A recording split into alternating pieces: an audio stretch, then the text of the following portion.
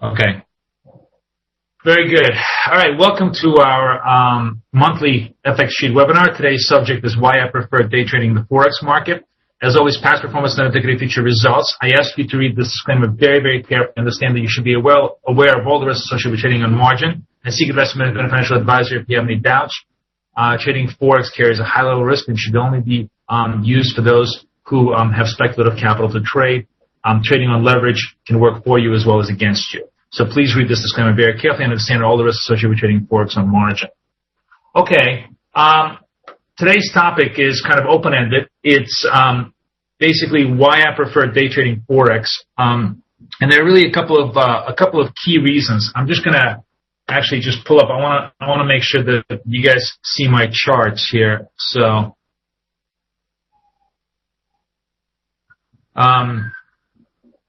and it never fails that the sirens start to run the moment I start to have a conversation.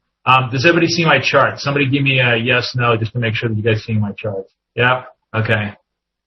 And then we will let the noise of New York City pass us by. Wow. I hope are you guys hearing that? That's unbelievable.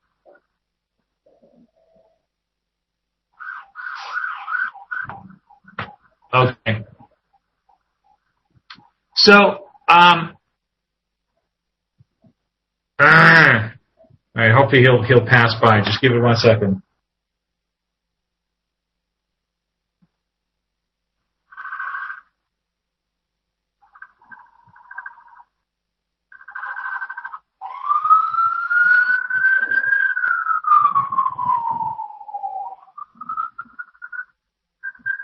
And that's with all windows closed. Everybody's like, maybe I should evacuate. No, that's just an average hour in my day, folks. That's New York City. And that's with all windows closed and totally sealed. You can imagine how loud that siren is on the actual street. This is like 11 stories up above. Anyways, I'm actually curious. So, feel free to just type in your notes into the chat window. How many of you day trade and how many of you position trade? Just write in day trade or position trade. I'm just curious to see how this crowd is divided. And I define. Let me just define day trading. Day trading is defined as not holding a position for more than 24 hours. And I specifically define day trading as not holding the position through the New York roll. The New York roll is 5 p.m. New York time, which is 2100 GMT. When most brokers will reset the day to the next day, and they will either charge you or credit you roll. So if you avoid roll, if you basically close out all your positions before roll is credited, that's what I would define as day trading. So Mike is asking me what's the difference, and I think I just explained the difference. So I think now you can understand what I mean. So it sounds like actually there's some position traders and there's some day traders in the room. And let me just tell you sort of theoretically why I prefer to day trade. Today is actually a perfect example of the kind of a day that's very, very typical in FX, in a sense that FX is a very surprise-driven market, right? I mean, let's take a look at the price action today in FX. We basically start out with a dollar rally in Asia that really starts to pick up steam as we go into North American Open, and we actually break the 130s to the bottom in the euro. And if you were to look at dollar yen, we take out the hundreds, and there's like a big squeeze. We go almost to 150. In the pre-North American Open. And then, lo and behold, as always, something surprising happens. So, U.S. retail sales, which everybody assumes would be quite okay, not grand, but decent, right? And decent means that the Fed continues to sort of view the economy as robust, and interest rates in the U.S. are going to go up, and that makes the dollar favorable. Blah, blah, blah, blah, blah. But boom, all of a sudden, U.S. retail sales completely fail. They miss the number badly. Ex autos, ex gasoline, they actually come in, I think, flat. And suddenly the whole assumption of the U.S. economy is actually doing well, the consumer is okay, and he's rebuilding, just goes straight out the window. Now, what's interesting about this is not what happened today, but the fact, in my opinion, this happens all the time, right? And, here it says Monday often is not a day to trade FX. Sometimes Tuesday is not a day to trade FX. Sometimes Wednesday, sometimes Thursday, sometimes Friday. Every day can be a day not to trade FX. And my point being is I think that's the reason. FX can be a very, very turbulent market because it responds to news. News, by definition, is very, very difficult to forecast. And news very often will create lots of volatility both ways. So,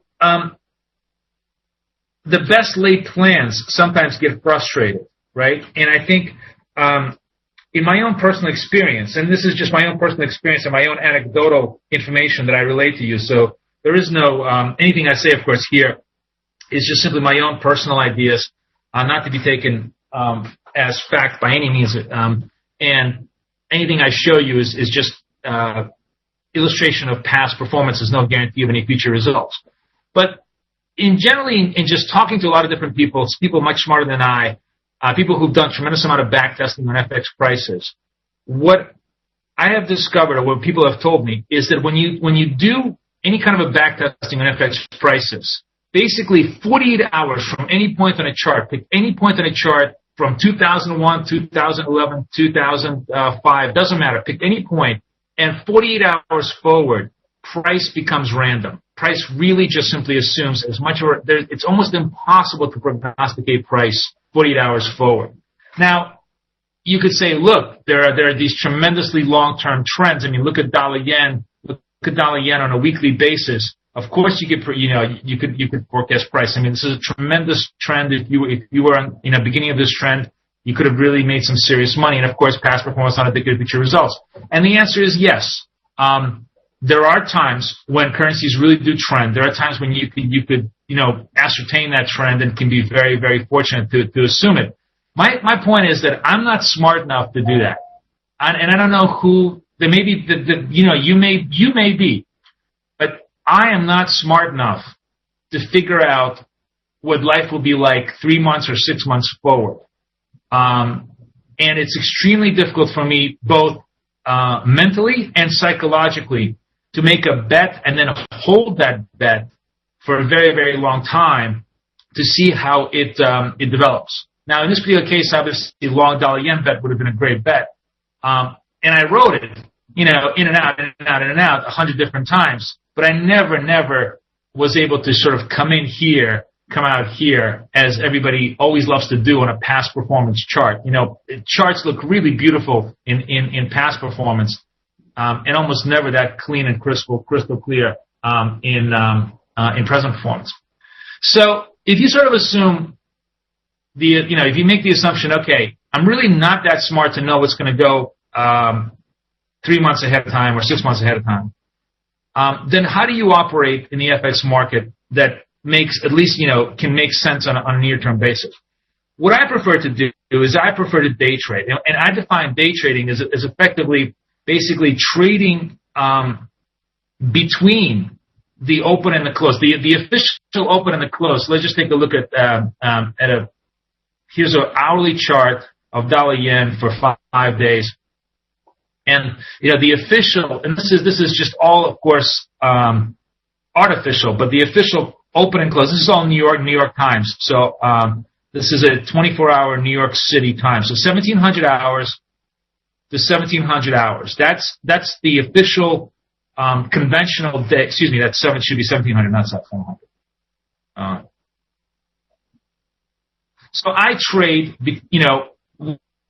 when I say I day trade, it means I open and I will close my position within this time frame. And in a perfect environment, I usually will never payroll or no collateral. In other words, I will not have to pay interest or collect interest. I will just simply be flat once this time frame survives. So what else do I do on a day trading basis that I think makes sense? I primarily like to, and again, there's a lot of different ways you can day trade. You can say, well, today I think is going to be a strong trend day, so I'm going I'm going to join the trend in dollar yen, or I'm going to fade the trend in dollar yen. You can do a million other things. But that requires also a high degree of prognostication. So, again, I may assume some small, like, for example, those of you who watch my daily technical videos, there are occasions where I will see an interesting opportunity and I may point it out. So, for example, I pointed out a couple of days ago the Euro Aussie, how Euro Aussie was kind of double topping, right? It was double topping over here. Sorry, this is it should be like a 4-hour chart. You can see this on a longer term chart. So Euro Aussie was kind of double topping over here. This was a couple of days ago. This is right after July 4th. And then it moved down. And of course, past performance is not indicative of future results. And of course, this is just a simple illustration. And I could have been just as wrong as I was right. But occasionally I will take a flyer on some kind of a longer term directional trade. And usually the longer term directional trade I like to take is in the crosses, not in the original trade. But what I like to do, what is my bread and butter trade, is to simply trade news. Now, here you guys may say, well, if you're trading news, you're obviously expressing an opinion. You're obviously expressing directionality. You're expressing a view.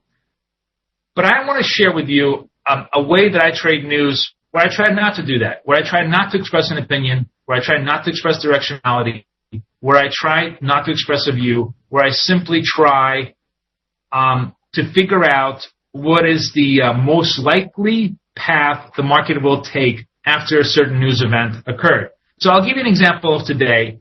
Again, this is just an example, and again, it's past performance, so it's not indicative of future results. So you should take all this with a grain of salt, but it's just simply there for illustration purposes. I'm going to go to a 1 minute chart and just show you, the seminal event today. Today, of course, retail sales was the big event, right? And retail sales took place at 8:30 New York time. Right? This is right here. Sorry. Pardon me. This is 8:30 New York time.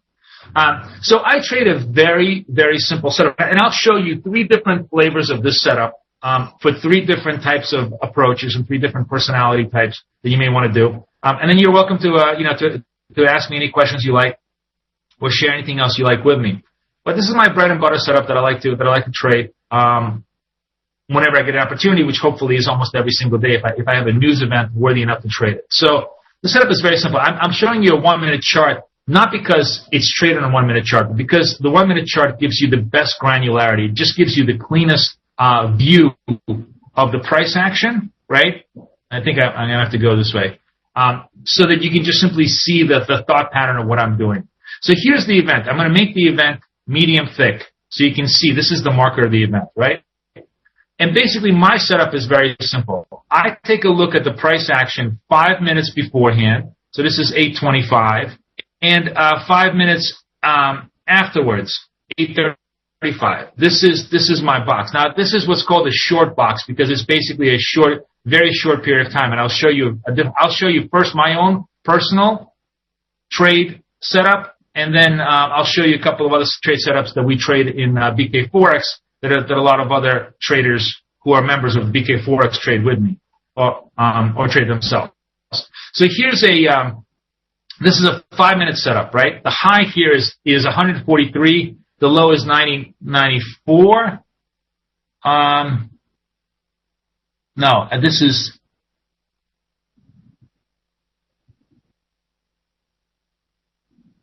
that's inaccurate. This is 35. Sorry, it's a little hard to see, so I'm going to have to go to just a little bigger screen. There we go. So this is 35. The low is actually, I believe it was 100. Just trust me that it was 100. I'm sorry, it's hard to see on this chart, but let's just trust me on this fact that it was 100, right? So the high was 1043. The low was about 100. And what I do is I place a buy stop. That means if prices go above 43, let's just say 1045, I'm a buyer, and 99.99, I'm a seller, right? Or 100, I'm a seller. Let's just say 100, I'm a seller, right? For this particular setup. Now, if one side of the setup triggers, the other side is canceled. So if the sell side is triggers, the buy side is canceled, right? And I'm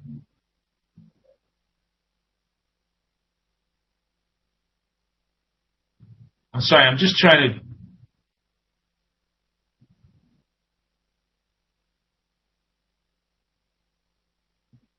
I'm sorry. I know why I got confused.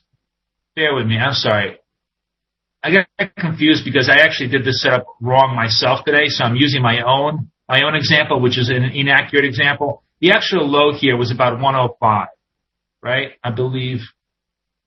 Yeah. The actual low was 105. So bear with me. So I'm a seller at 105. I'm a buyer at 143. If one gets triggered, the other one gets canceled. In this particular setup, the 105 gets triggered right away, right? And I trade this with a very, very, very short target. I traded with a 5 pip target and a 15-point stop. That's a very, very negative risk-reward strategy. The risk-reward strategy is 3-to-1. That means that in order for this risk-reward strategy to be even mildly profitable, you have to win 80% of the time. So it's a very high bar, and I just want everybody to appreciate that this requires an incredibly high probability risk-reward strategy in order for this to be successful. So I have confidence in what I do, but of course there's no guarantee that the past performance is going to maintain itself into the future. So this strategy could always fail. But at 80% accurate, the net expectancy of this strategy is positive. And the reason why I trade for such short targets with relatively wide stop is because you're trading momentum, and the first thing about momentum is the momentum retraces, so you have to give it a little bit of room, right? And secondly, the thing about momentum is that you're not sure how long or how deep it will go. So the rule of thumb when you're trading momentum trades is you actually have to trade them, in my opinion, with a negative risk-reward strategy. It's just a question of how and how long and how wide and how deep a target you want to set that I think creates the formula. So I'm showing you my very short-term formula. The reason I like to trade it in a very, very short formula, yes, all pairs are 515.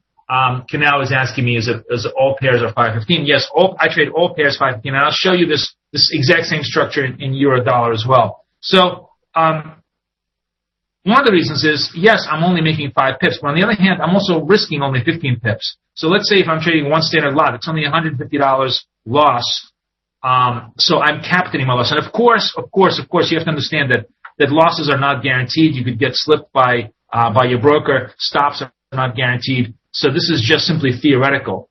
But in theory, presumably, I have a relatively capitated risk, and I have a very, very short-term target, and I'm shooting for 80% or better. So there's a lot of things that have to go right in order for this strategy to work, but that is what I'm operating on. And if you're using what we call my short news strategy, 10-minute time frame with a 5 target 515, this particular case that would have worked, of course, past performance not indicative of future results. But there's another variation. There's another variation that some other people trade where they extend the period. So the period, instead of 5 minutes after the news event, goes all the way out to 40 to 50 minutes after the news event, which is 45, right? This would be 45. And in that case, the low here becomes, I think, like 95, right? And so the box is bigger. The box is 43 to the upside, 95 to the downside, right? And in this case, you can also trade it with a lot of different variations. You can trade it with a 8 target and a 25 stop. So you'd be short at 95. The stop is 120. The target would be 90.87. As you can see, 90.87. Let me just pop up the window. 90.87 is somewhere around here, around 5-6 minutes after the event triggers. Sorry, the event triggers like where? Around 9:30. So about 15 minutes after your trade triggers, 87, 86 comes into view, and the +8 gets done. Another way of trading this, and that will serve the third and following flavor for those that want to maybe have more room and more try to go for more pippage, is try to go for 15 pips. So here you'd be short 95, you're targeting 80, and your stop is 50. you're keeping the proportionality the same. In other words, 515, 825, 1550, the proportionality is essentially always around 3 to 1. And the reason why is because there's just no free lunch in the market. Boyke says this makes your broker rich. I utterly disagree. Because this has nothing to do with how I'm trading. First of all, it all depends on what kind of a broker you're trading. You could be trading with a broker on very, very tight spreads. You could be trading Pernex. You could be trading a million other different things. I think this is an incredibly idiotic way of looking at day trading. Day trading, by definition, is going to be very, very transactionally active. That's absolutely true. You're going to generate a huge amount of transactions. But at the same time, the whole flip side of day trading is that you're using very, very tight stops. So, for example, in my structure, I'm going to be minus 15. If I have 2 trades, maybe I'm minus 30. If you're using positional trades, you're going to be minus 300. You're going to be minus 500 on a single trade. Which trade generates more risk? Which trade generates potentially more losses, Boyke? So my point is that you have to understand what each strategy does. You have to understand that, yes, this is a highly transactional strategy that it requires a lot of trades, but at the same time, it also capitates a lot of losses. And that's why it's comparing apples to oranges. If you're positionally trading, you're trading with 200-300-point stops. In my universe, a 200-point stop, assuming I don't get slipped, but of course these are all theoretical. We're having a theoretical discussion here. So, you need to understand that in real life, you could have slippage, you could have bad execution. All those things come into play. But on a theoretical basis, if you have a 300-point stop on a positional trade, that's 20. It's equivalent to 20 stops on my trades. So I'd have to have 20 negative stops. Again, on a theoretical basis, I could have one bad stop, and of course, it gets slipped 300 points. That's just life. That's markets. But in a theoretical basis, you could have 20 stops in my environment, whereas in your environment, it's only one stop. So you need to understand what it is that you're doing and why you're doing it, and understand whether that makes sense for you or not makes sense for you. And it's actually the other question that is being asked here is it scalping? It is not scalping. Scalping is defined in trading as buying on the bid, selling on the ask. That is an activity that is, I think, impossible for retail traders to do. And even if they could do it, it's just fruitless. You're trading against very, very powerful, very active, very fast algorithms, very fast computers. I really, as you can see, this strategy takes generally sometimes 5, 15, sometimes a couple of hours to develop, right? And I think that's the only timeline that a retail trader could survive on a day trading basis, where the dependency of your execution does not depend on a microsecond or even a second, or even 10 seconds. In other words, you could take 10, 15 seconds to execute and still have the ability to stay with a strategy.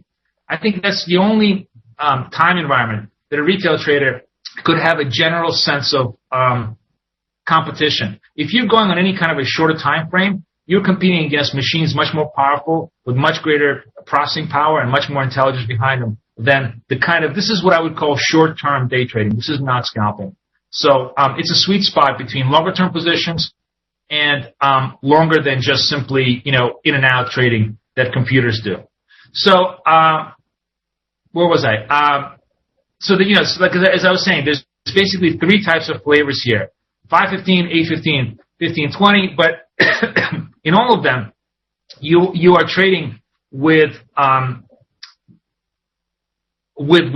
very deep negative risk reward strategies. Now, there's another flavor of this that some other people trade, and I think it's actually a very valid flavor of the strategy. It's just that I personally don't trade it, where your expectancy ratio, your success rate is certainly going to be lower, and that's a structure where you trade for 15-point target and a 25-point stop. Now, for example, in this example today, this actually would have worked. You would have taken a short at 99.95. Your target would have been 80. 80 was hit. Actually, 78 bid was hit. So 80 would have been done with a 25 stop. And in this particular example today, which is past performance, not indicative of future results, which is just a single example. And of course, no guarantee that it could be repeated. It actually would have worked. But by definition, and this is what I think is very important when anybody who trades on a day trading basis needs to understand, there is a payoff between risk and reward. Maybe somebody can show me a strategy where you can risk 5 points, make 15 points, and be more than 50% accurate. If you can do that, more power to you. I'd love to be able to copy your strategy. But so far, I've never been able to find a situation where you can risk a little, try to go for a lot, and have a high expectancy rate. There is a natural payoff between how much you want to go for, how much you risk, and your accuracy rate. The higher the accuracy rate, generally the worse your risk-reward payoff must be. To me, that just almost seems like a function of the market, because otherwise everybody would be able to take advantage of the market, and everybody would just risk very little, go for a lot, and be highly accurate. And then I think the markets would of course wouldn't be markets because they wouldn't be so competitive. Markets are very competitive. They don't allow you to have your cake and eat it too. You have to make a decision up front. What am I going to do? Am I going to risk a lot? Am I going to risk a little? Am I going to be highly accurate? Am I going to be highly inaccurate? What am I comfortable with? What's the best for me psychologically, financially, mentally, and every other way, personality-wise? So Kanye seems to agree with me very vociferously. So I mean, that's basically my key point of today's webinar is that, yes, you can certainly day trade, but you need to understand the risks, the rewards, the perils associated with that, and be completely comfortable up front. You have to accept the fact that there will, for example, in this particular strategy, I could be right 3 times in a row, and then the 4th time I'm wrong, and the 4th time, just the 1 time I'm wrong, is going to wipe out all the profits of my 3 times. And if you're not mentally comfortable with that strategy, then that's not a good strategy for you. So you have to, you have to be prepared that an occasional loss is going to just wipe out 2 or 3 days worth of wins. And what you're seeking for is, of course, that when the end of the month comes, your wins are going to be more than your losses. There's no guarantee of that happening, but that's what you're shooting for. That's your target. So I just want to show you this same version in euro dollar, so you can see how the structure happened in the euro dollar as well. So here's the same idea. Euro dollar 830 time frame, and this is in many ways a very good example of why I prefer the 515. So in the 8 euro dollar, we're going to go to 835, right? The high in the euro dollar was in the box was about 40. And I actually think it was like 42. Okay, let's just say it was 42. The low in the euro dollar pre-box was 30.10, right? So I'm a buyer at 30.41. I'm a seller at 30.09. Plus 5 minus 15. As you can see in this plus 5, right? This target got done very quickly. Again, past performance not indicative of future results. But at around 8:38, this got done very quickly. And more importantly, what happened next, I think, is very, very. And this is the reason why I like to go for plus 5 instead of plus 8 or plus 10. The euro extended, but it didn't quite get any much farther than that, right? I mean, it went.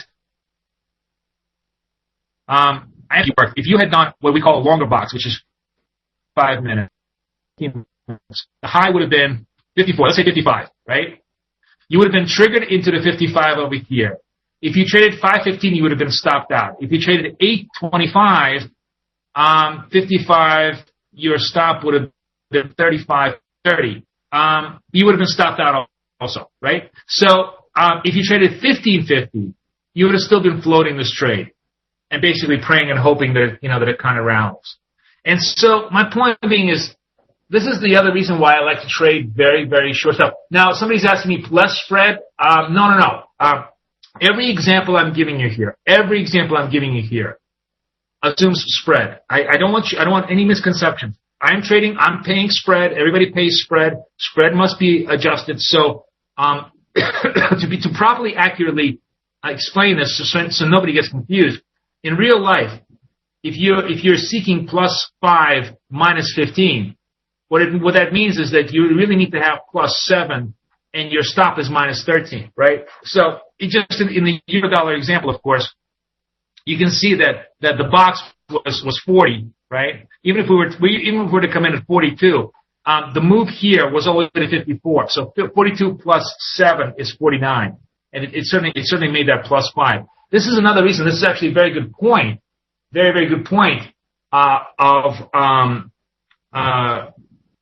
what everybody's making here. That whenever you're doing all these short-term strategies, you have to account for spread, and this is one of the reasons why I like to trade +5 -15 is because I understand how difficult it is to overcome spread on a short-term basis. And the more points you go for, the less likely your probability of hitting those points, because the spread is obviously going to interfere. You know, I mean, earlier today, another strategy of ours, we had a short on the euro, and it just missed the target because the spread just didn't get us there. So that's a very good point. That's another reason why I try not to be greedy. I just simply take see if I can take my 5 points, which includes the plus spread, which would be like +7 on a regular platform, and that's how I would trade. Yes, Hulu is asking me +5 -15. Yes. So that's basically the structure of what I do. This is what I like doing every single day. There are other day trading strategies that we obviously employ. This is the bread and butter, and it's who trade with us at DK Forex do all the time. I invite you guys to follow my feed at FX Flow. For those of you who don't follow me on Twitter, and you'll often see reference to a lot of these trade ideas on Twitter as some of my subscribers and followers strategies in real time in the markets. It's a great way of you to to take and learn about some different trading ideas that everybody does. There's some kind of discussion here about zero spread and other stuff. I don't want to get into involved in a discussion of spread. Every broker is different. Every broker has a spread. If you have a zero spread, you're obviously paying commission. The point being is, it's the cost of doing business. There's transactionality costs. You need to, like in every single business has a cost of doing business, If you're in the restaurant business, there's cost of lights, cost of food, cost of labor, cost of capital, expenditures, cost of insurance. Same thing in trading. If you don't understand that there is cost to trading, then you're really not properly informed as to how trading works. So there are always costs. You need to be acutely aware of them. And you need to figure out if those costs make sense for the kind of strategy you're trading.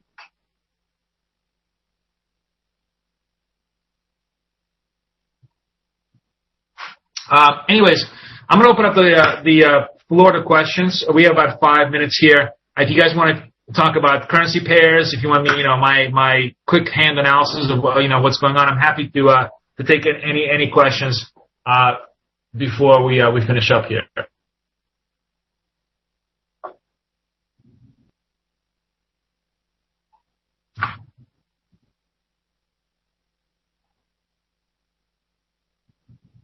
Oh, somebody's asking me about gold.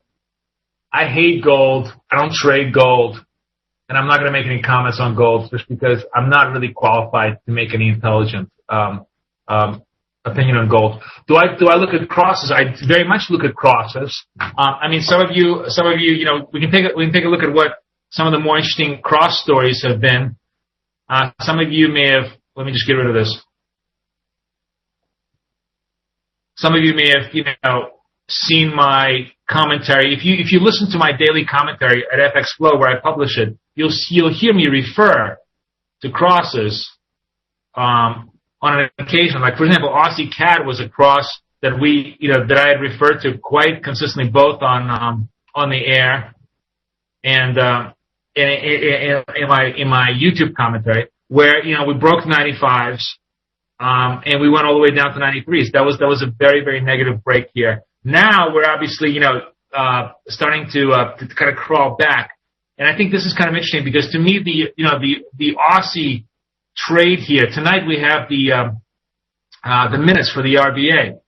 And Aussie's still very vulnerable. I mean, Aussie tested 90. This is one of the interesting things. Aussie tested 90. Usually the first test of the major level never really, follows through. But I think if we break 90 today, there's a very decent probability that if we break 90 today, it could really tumble harder and tumble further. So, for example, Aussie on the crosses, if we see further weakness, could have, Aussie CAD could be a move back down to the 93s. And Euro Aussie could be a move back up through the where's my Euro Aussie? Back up through the 44s as we try to make fresh highs in Euro Aussie, fresh lows in the US. This assumes obviously, of course, that that we get some weakness out of the RBA minutes. If we don't, then this could be pretty much tops for now. These could be the swing highs, the swing lows in that particular trade. So the key thing I think when you're looking at all this stuff, to be very flexible, to understand what are the key drivers that are pushing everything around. Honestly, got a little bit of a lift today because the Chinese data was not as horrid as everybody had hoped or everybody assumed. But if the RBA minutes really hint at the fact that they're ready for another rate cut, that will be negative enough Aussie, in my opinion, that it could push Aussie all the way down through the 90s. So it's worth watching. Any other crosses or any other currency pairs you guys want to look at?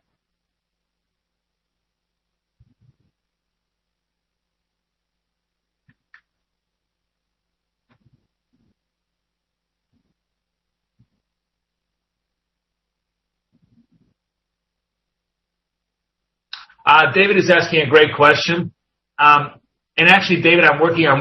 David is asking the following question. He says, can you give some examples of the economic reports that would have your attention to implement the strategy? I'm actually working on a report which hopefully will release in the next couple of weeks that will highlight what I think are the key economic releases. But, in a shorthand, central bank meetings number 1, employment reports number 2, ISM PMI reports number 3, retail sales number 4, consumer sentiment number 5, and then inflation, CPI, and everything else just simply falls below that. So those are the primary. The top 5 are central bank decisions, employment data, PMI, ISM data, retail sales, and inflation data. Those are the key things that you want to look at.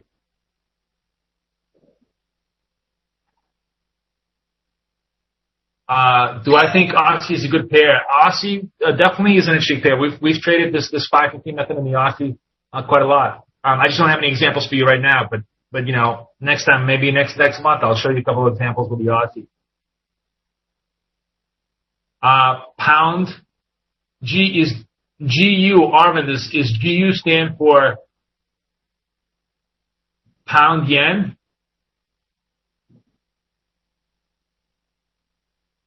Okay, let's assume that stands for pound yen because I have no idea. If you want me to actually talk about a currency pair, please use the conventional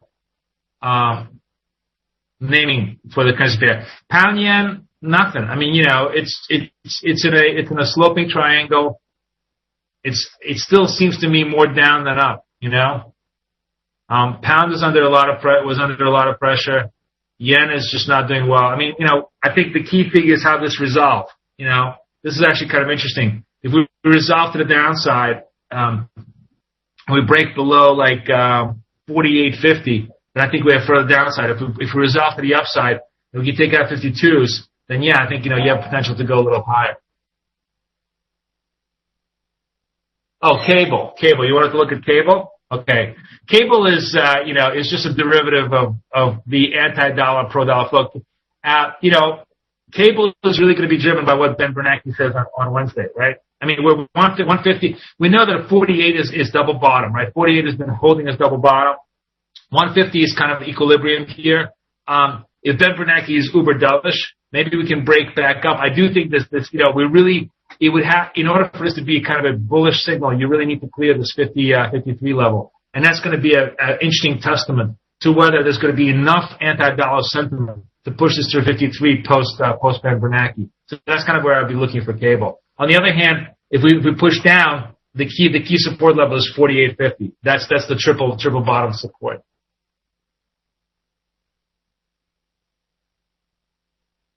Carlos is asking me a question. It's going to be the final question of the day. He says, I arrived late, but I want to know what type of personality is necessary for day trading. A personality, at least I honestly don't know, because I'm not a psychiatrist or a psychologist. All I can tell you is what my personality is. And my personality is actually very impatient and significantly risk averse. I don't like to be in trades for a long time. And I don't like to lose a lot of pips, sort of in an uncontrolled fashion, right? That doesn't mean I don't. It doesn't mean the markets don't sometimes come in and clip me and just completely destroy me. But on a day-to-day basis, I really don't like to have large stops, and I like to have my trades resolved quickly. So if you have that kind of personality, then if you have no patience, you're probably a good day trader. If you like to go fishing, then you're probably a much better positional trader. I think there's a huge correlation between those people that have the patience to go fishing and people who can hold trades for a very long time. You couldn't get me to go fishing if my life depended on it. So I think that's, or golf, or anything else.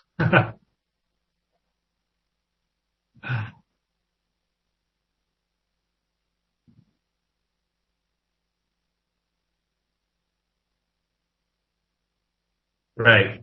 Halal Forex says that he only wants to take small risk. Of course, whenever we trade, we take on risk, and the risk is unknown anytime we're entering the market. But of course, what we're trying to do is on a day-to-day basis, we hope that we can capitate that risk to the best of our ability. So I hope you guys enjoyed this. I hope you guys had fun. This is something we do at BK Forex. I welcome you guys to come join us at BK Forex every single day. There's a lot more to this than just these kind of strategies that we do that I think you'll find very valuable and very interesting. So if you're looking for a good signal service provider, please come join us. You can try us for a week for just $59. And I thank you again for everybody coming in and participating. I will see you guys next month. All the best for everything. Have a great day.